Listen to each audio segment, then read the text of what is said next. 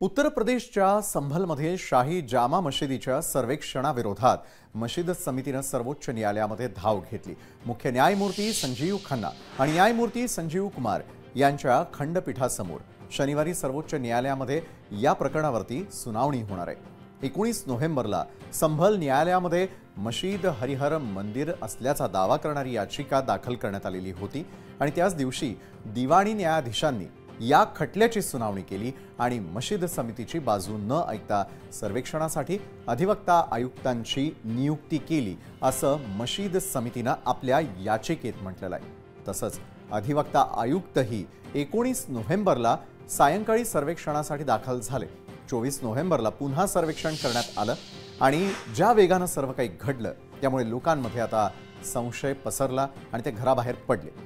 जमाव चिघळल्यानंतर पोलिसांनी गोळीबार केला आणि 6 जणांचा यामध्ये मृत्यू झाला असा दावा या याचिकेद्वारे करण्यात आलेला आहे। लोकशाही मराठी ऐका, पहा, जागरूक रहा।